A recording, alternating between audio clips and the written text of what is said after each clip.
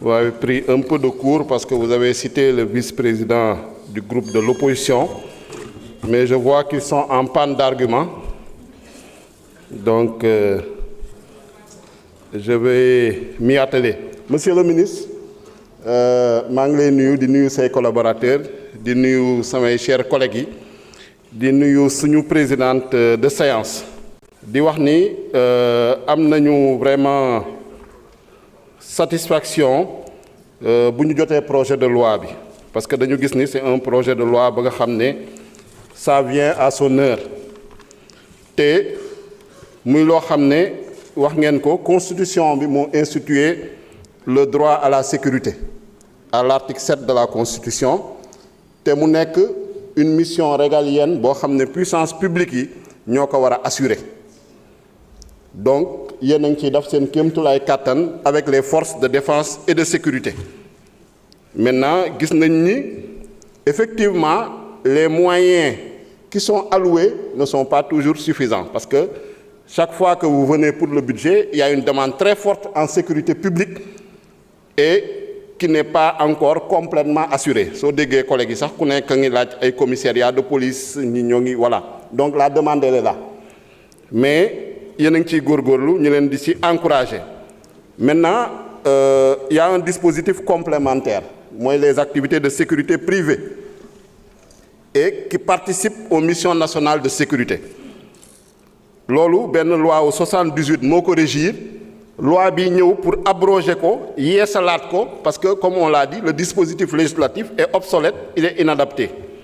donc il faut que ñu yeesal ko donc ñoo ngi leen di ci féliciter puisque innovation yi non seulement ñëwaat ngeen ci définition yi rappeler ngeen lépp lu nga xam ne ay éléments la pour la professionnalisation également les droits des clients ñëw ngeen ci ñëw ngeen également sur la protection des droits et des libertés wax ngeen également la collaboration buy am entre les activités de sécurité privée et la force publique mooy les forces de défense et de sécurité ban collaboration nañu war a am et le plus important aussi c'est la création d'un organe de régulation loolu yëpp ñu gis ni dispositif quand même bu complet la c'est un dispositif innovant et am nañu yaakaar ni avec le régime bu ngeen teg régime des agréments et des autorisations activité bi dinañ ko encadrer de manière correcte ba permettre objectif yu ñu ci viser une meilleure sécurité des biens et des personnes ñu mun ko atteindre parce que sécurité ak liberté en tout cas moom mooy la base du contrat social boo xam ne mooy fonder l'État te loolu dañu soxla mu am équilibre parce que y a pas de sécurité sans liberté y a pas de liberté non plus sans sécurité lu ñu bëgg vraiment comme recommandation sama collègue yi wax nañ ko dam ci insister waat rek mooy le contenu local vraiment ñu jàppale les entreprises nationales c'est vrai que c'est réservé aux personnes physiques de nationalité sénégalaise mais personne morale de droit sénégalais am na ñoo xam ne mën nga ñëw créer une société de droit sénégalais avec des capitaux totalement étrangers donc dañu bëgg ñu bàyyi xel les acteurs nationaux qui évoluent dans ce secteur et qui ont des entreprises vraiment ñu dooleel leen et ñu mun faire face aussi à la concurrence régulation bi yaakaar naa ni loolu mën na si jouer un très grand rôle beneen bi wax nañ ko les travailleurs les agents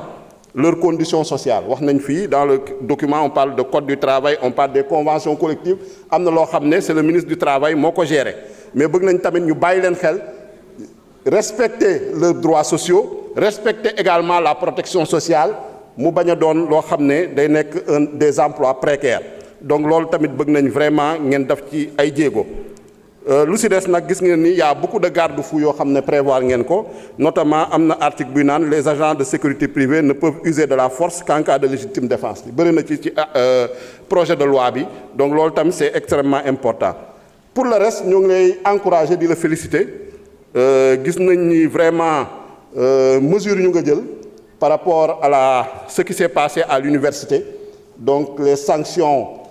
conservatoires yu ngeen jël te loolu c'est une première parce que daan ñu ko fi woon gis am na ku fi ñëw sànq un petit opposant nee na yéen a nakkoon da fac de droit mais moom lu mu jàng fac de droit rek moo doon force restera à la loi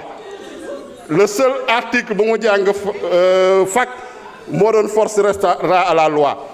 Antoine Diome bu fi nekkee en 2021 moo ko doon naan force restera à la loi ba kooku indi fi 80 morts donc yàlla nañu yàlla musal si ñoom ak force restera à la loi. Merci beaucoup, Président. S'il vous plaît, chers collègues, vous n'avez pas la parole. Merci beaucoup.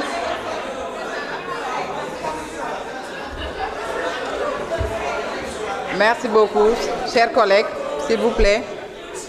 La liste des orateurs est épuisée.